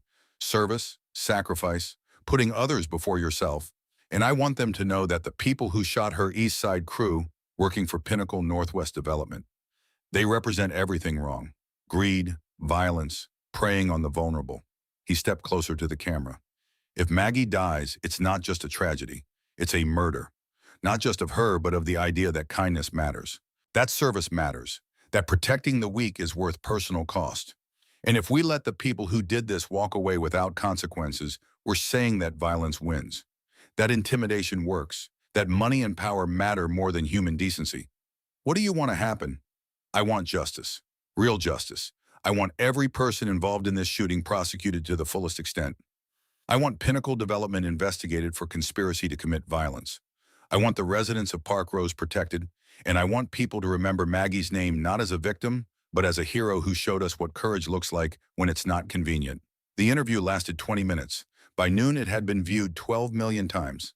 By evening, it would be 40 million. And in Portland, in executive offices and gang hangouts and city council chambers, people who thought they were untouchable began to realize that 800 bikers standing vigil outside a hospital represented something they hadn't anticipated: accountability. The day after the interview, things started happening fast. FBI agents raided Pinnacle Northwest Development headquarters at dawn, seized computers, financial records, communications. The CEO, Brendan Kellerman, was arrested at his Lake Oswego mansion on charges of conspiracy to commit assault, elder abuse, and racketeering. 4 executives were arrested with him. Portland police, working with federal agents, rounded up 11 members of East Side crew. The shooters were identified through video footage and witness statements. They were charged with attempted murder, assault with a deadly weapon, and domestic terrorism. The Oregon Attorney General announced a statewide investigation into developer-funded gang violence. 3 other neighborhoods came forward with similar stories of intimidation and threats. And at St. Mary's Hospital, Maggie remained unconscious. Day 2, Day 3, Day 4. Cole and Iris maintained their vigil. 15 minutes every hour in ICU, the rest of the time in the waiting room or the cafeteria or walking the halls to stay sane. They slept in chairs, ate when Garrett forced food on them, showered in the hospital's family facilities. Outside, the number of bikers grew. 800 became 1,000, then 1,200. Chapters from across the western United States sent representatives. The Patriot Guard riders, who usually attended military funerals, showed up to honor a woman who'd honored veterans her entire life. Someone organized a rotation, bikers working in shifts, so there were always at least 300 bikes in the parking lot. Always witnesses, always the visible reminder that Maggie wasn't alone. Local restaurants donated food. Churches brought coffee and blankets. Strangers showed up with flowers and cards and letters from all over the country. A woman from Ohio sent a letter that read, "I was an ER nurse for 30 years. Thank you for honoring one of us. We give everything and ask for nothing. It means the world that someone is standing for Margaret." A Marine Corps veteran from Texas sent his Purple Heart Medal with instructions to give it to Maggie because she earned it more than I did. A 9-year-old girl from California sent a drawing of an angel with the caption, "Angels don't always have wings. Sometimes they have white hair and save people." The letters filled boxes. The flowers filled the ICU family room. The solidarity filled something in Cole's chest that had been hollow since Catherine died. On day 5, something changed. Cole was in ICU for his 15-minute visit, holding Maggie's hand and talking to her about nothing, about the weather, about the new gasket he'd ordered for the Electra Glide, about how Iris was handling her nursing school exams when he felt it. A squeeze. Faint. Almost imperceptible. But her fingers tightened around his. He stopped talking, looked down at their joined hands, waited. Another squeeze. Stronger this time. "Maggie, can you hear me? Squeeze my hand if you can hear me." Pressure. Definite. Intentional. Cole's heart hammered. He pressed the call button. "Nurse, I need a nurse." A nurse rushed in, saw his face, immediately began checking monitors. "What happened?" "She squeezed my hand. Twice. On purpose." The nurse checked Maggie's pupils with a pen light. "Miss Whitmore, if you can hear me, squeeze the gentleman's hand again." They waited. 5 seconds. 10. Maggie's fingers pressed into Cole's palm. The nurse smiled. "I'll get Dr. Aldridge." Doctor. Aldridge arrived within minutes, still in her white coat from morning rounds. She performed a series of test pupil response, pain stimulus, reflex checks. Maggie responded to all of them. Not dramatically, not like someone waking from a nap, but responding, fighting her way back to consciousness. "This is good," Dr. Aldridge said. "Very good. We're going to start reducing the sedation. If her brain swelling continues to decrease, she might wake up within the next 12 to 24 hours. Cole felt something break open in his chest. Not grief this time. Hope, fragile and terrifying and absolutely necessary. He called Iris from the hallway. "She's waking up." Iris arrived at a run, burst into the ICU, stood at Maggie's bedside with tears streaming down her face. "Bah, Maggie, it's Iris. Chow is here. You're going to be okay. You're going to make it." No response this time, but the monitors showed stable vitals, strong pulse, good oxygen saturation. She was fighting, and she was winning. Word spread through the hospital. The ICU nurses, many of whom had worked with Maggie for years, came to see for themselves. One older nurse, maybe 60, stood at the doorway with her hand over her mouth. "That stubborn woman," she whispered. "I told her not to retire. I told her she'd get bored. But I didn't think she'd go out and get shot just to have an excuse to come back." They laughed, the kind of laughing that happens when relief and exhaustion collide. Outside, when the bikers heard the news, a cheer went up that echoed off the hospital walls. Engines roared to life, not in celebration, but in acknowledgement. 1,000 motorcycles, all starting simultaneously, creating thunder that said, "We knew you'd fight. We knew you'd win." That night, Cole slept for the first time in 5 days. Not well, not peacefully, but he slept sprawled in a waiting room chair with Iris's head on his shoulder, and for a few hours the nightmares stayed away. He woke at dawn to Iris shaking his arm. "Dad, she's awake!" They ran to ICU. Dr. Aldridge was already there, removing the ventilator tube as carefully as someone defusing a bomb. Maggie's eyes were open, confused, unfocused, but open. The tube came free. Maggie coughed, gasped, drew her first unassisted breath in 6 days. "Easy," Dr. Aldridge said. "Small breaths. Your lung is still healing." Maggie's eyes tracked around the room. Found Cole, found Iris. Recognition flickered. She tried to speak. Her voice came out as a rasp barely audible. "Iris." "She... Okay." Iris stepped forward, took Maggie's hand. "Chow is okay, Ba. You saved me. You took the bullet." Maggie's eyes filled with tears. "Good. Had to. Couldn't let..." "Don't talk," Cole said. "Rest. You're safe now." But Maggie kept trying. "Children. We're there. Children behind. All safe. Everyone's safe except you. You're the only one who got hurt." "Then, worth it, doctor." Aldridge checked Maggie's vitals, tested her responses, asked simple questions. "What's your name? Where are you? What year is it?" Maggie answered all of them correctly, though her voice was weak and speaking clearly hurt. "You're going to make a full recovery," Dr. Aldridge said. "It'll take time, months of physical therapy. Your lung capacity will be reduced. You'll have pain, but you're going to live, Margaret. Against all odds, you're going to live." Maggie closed her eyes. "Russell, I thought I'd see Russell." "Not yet," Cole said. "You've got more work to do here first." She opened her eyes again, looked at him, really looked at him. And for the first time since she'd been shot, Maggie smiled. "Stubborn man. Won't let me rest. Never." Over the next 3 days, Maggie's condition improved steadily. The ventilator stayed off. The sedation ended. She graduated from ICU to a regular recovery room. Physical therapists got her sitting up, then standing with support, then taking careful steps while clutching a walker. She was weak. The bullet wound in her chest was healing but painful. Her head still ached from the concussion. But she was alive. She was improving. She was going to make it. On day 9 after the shooting, something unexpected happened. A young man showed up at the hospital. 24 years old, dressed in street clothes, hands empty. He gave his name to security and asked to see Cole Bannister. Security called up to the recovery floor. Cole, suspicious and exhausted, came down to the lobby. The young man stood when he saw him. "Mr. Bannister, I'm Brennan Wolfe." Cole's hand moved instinctively toward his belt, where a weapon would have been if this were Iraq, and threats still looked like threats. "You've got 30 seconds before I call the police. I'm turning myself into the police after this, but I needed to talk to you first." Brennan's voice shook. "I was there, at the park. I was in the first car." Cole's vision tunneled. "You shot her." "No, I didn't pull the trigger. That was Ricky. But I was the leader. I organized it. I gave the order to drive into the park. I'm responsible." "Why are you here?" Brennan pulled something from his pocket, a photograph. He handed it to Cole. It showed a woman in her mid-40s wearing nursing scrubs, St. Mary's Hospital ID badge visible, Carolyn Wolfe, RN. Next to her, a young boy of maybe 8 with Brennan's eyes. "That's my mother. She worked with Margaret Whitmore from 2003 to 2010. When my mom got cancer, when we had no money and no insurance and no hope, Margaret helped us. She paid for medications my mom needed. She visited us at our apartment. She sat with my mom during chemo treatments."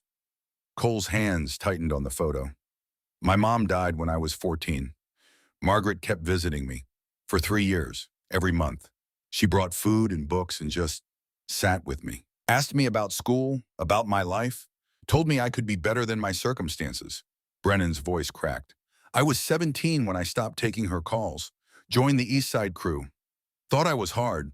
Thought I didn't need some old nurse telling me about opportunities in education.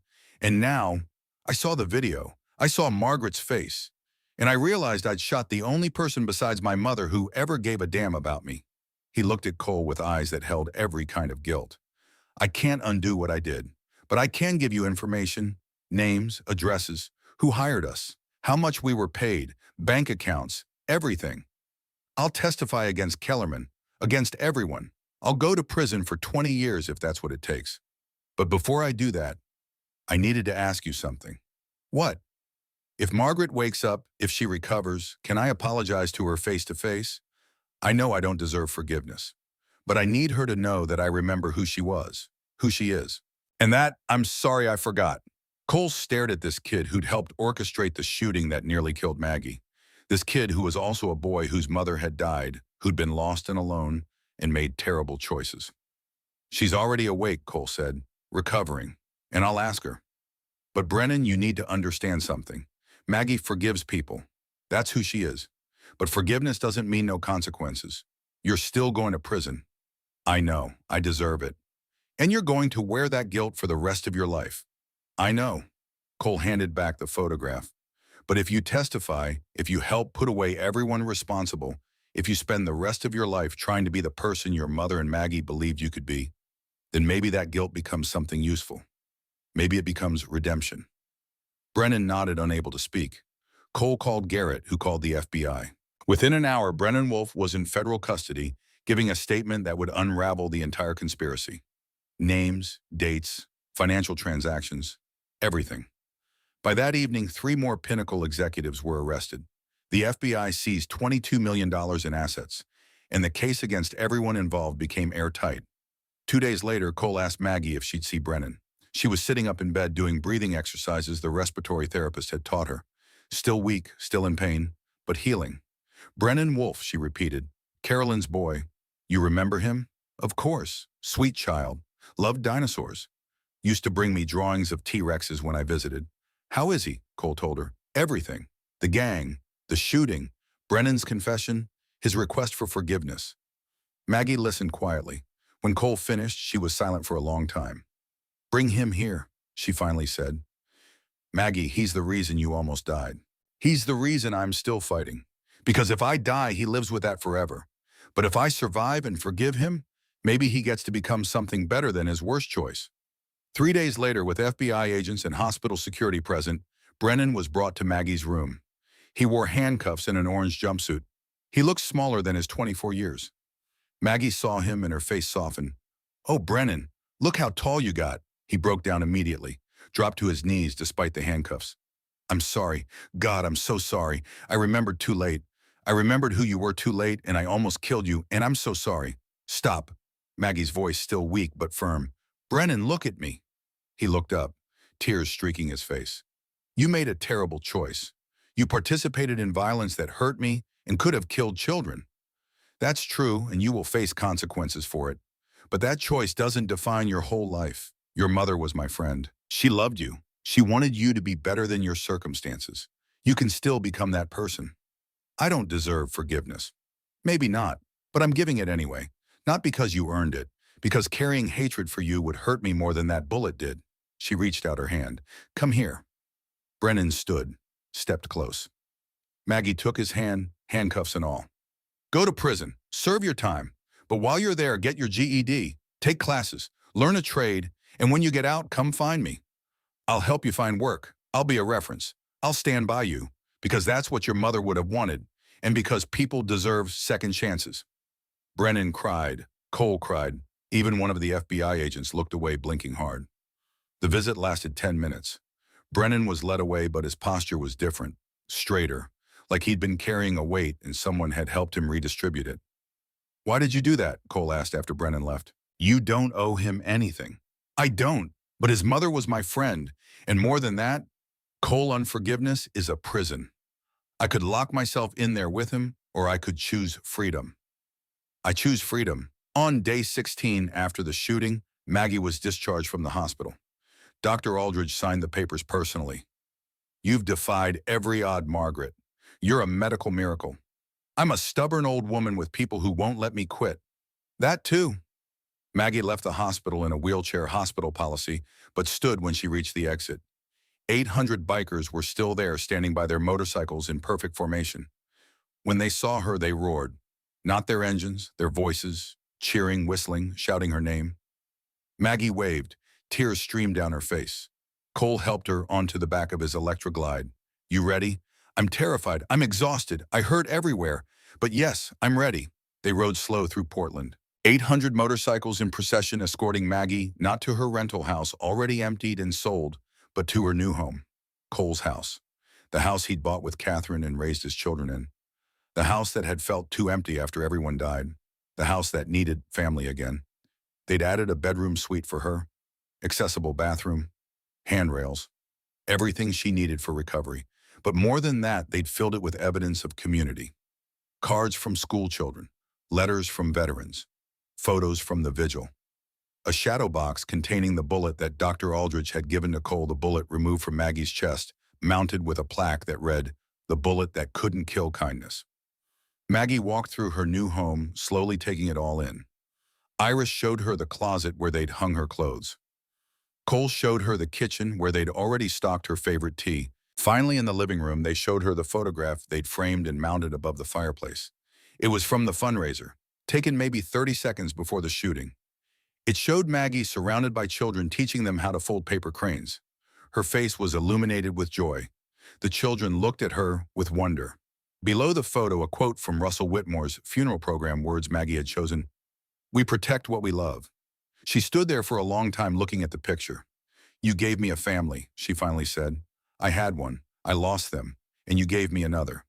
"You gave us family too," Cole said. 33 years ago, and again 16 days ago. We're just returning the favor." That night they sat together on the back porch. Maggie, Cole, and Iris. 3 people who'd been strangers weeks ago and were now bound by blood that wasn't blood and love that was stronger than genetics. "What happens now?" Iris asked. "Now Maggie heals," Cole said. "We help her with physical therapy.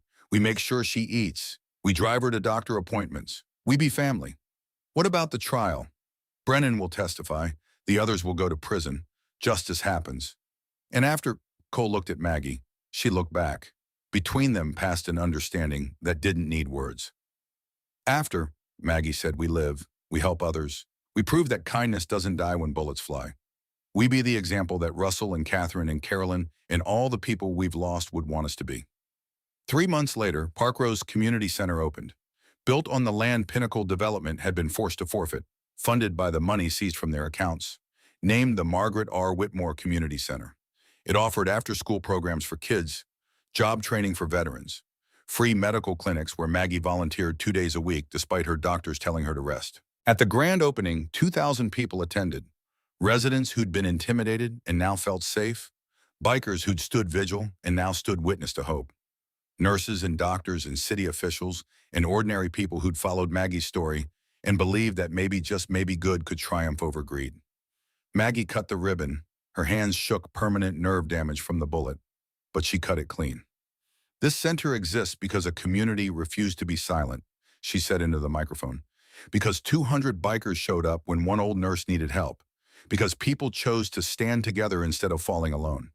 Russell always said we protect what we love. This is what that looks like." The crowd erupted in applause. Later, as the celebration continued, Cole found Maggie sitting on a bench watching children play on the new playground equipment. Tired, exhausted, happy, grateful, she patted the bench. "Sit with me." He sat. "Cole, when I paid your hospital bill 33 years ago, I never imagined this. I never imagined you'd find me.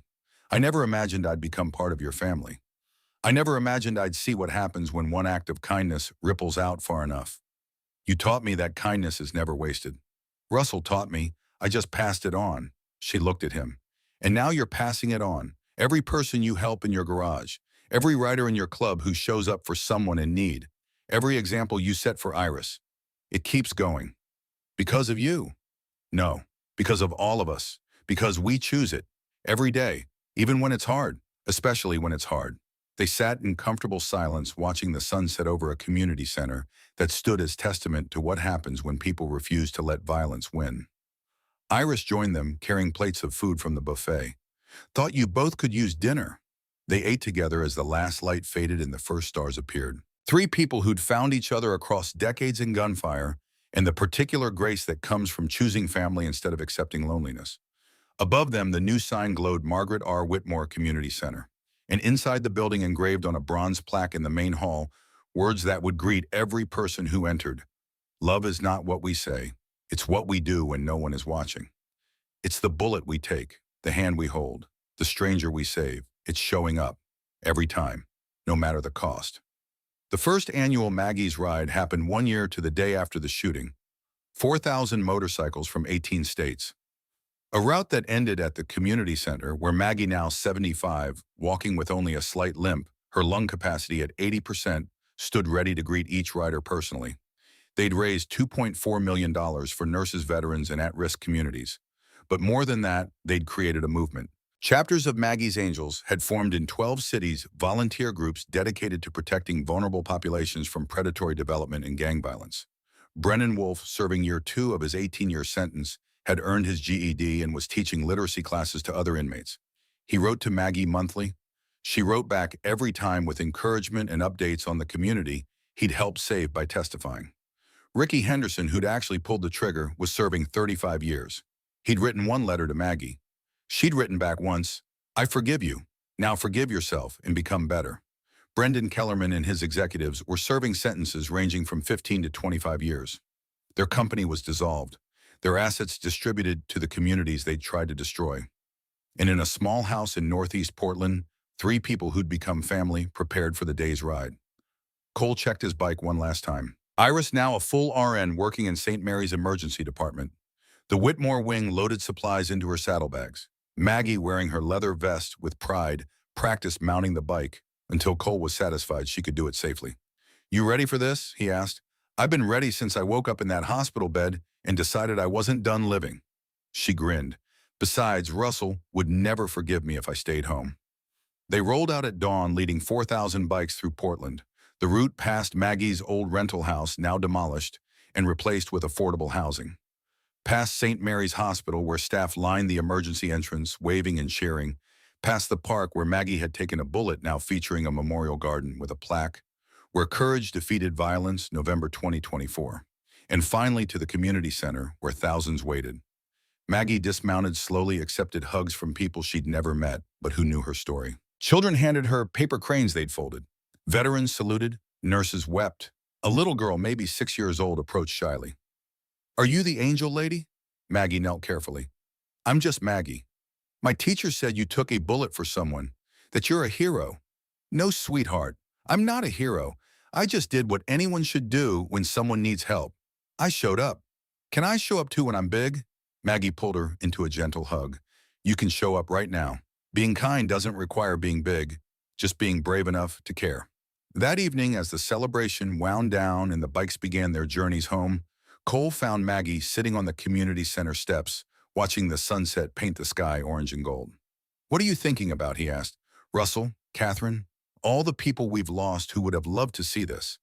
They do see it. I believe that. So do I." She leaned her head on his shoulder.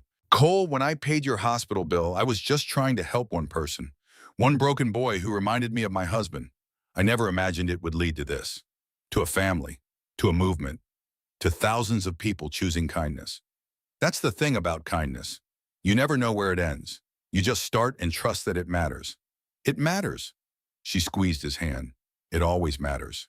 They sat together as the sun disappeared and the stars emerged, 2 people who'd saved each other in different ways at different times and built something bigger than either of them from the wreckage of their separate griefs.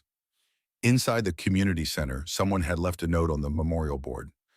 "I don't know Margaret Whitmore personally, but her story changed my life. I was angry, bitter, convinced the world was broken beyond repair. Then I saw an old woman take a bullet for a stranger's daughter, and I remembered that broken doesn't mean hopeless. It just means there's work to do. Thank you, Maggie, for reminding us that we're capable of being better than our worst instincts, that we can still choose courage, that love, real love, looks like stepping into the path of a bullet and saying, Not today. Not on my watch. Not while I'm still breathing. You didn't just save one girl. You saved all of us. The note was unsigned, but it spoke for millions. And in a world that often felt dark and cold and impossibly broken, Maggie's story became a light that refused to go out. A reminder that angels aren't born, they're forged in emergency rooms and parking lots and moments of impossible choice. That family isn't blood, it's the people who stand beside you when standing is the hardest thing in the world. And that sometimes the most powerful act of resistance isn't violence or anger or revenge. Sometimes it's an old woman with white hair and a wounded lung standing at a ribbon-cutting ceremony, proving that kindness doesn't die when bullets fly. It just gets stronger. It just spreads wider. It just becomes the thing that saves us all.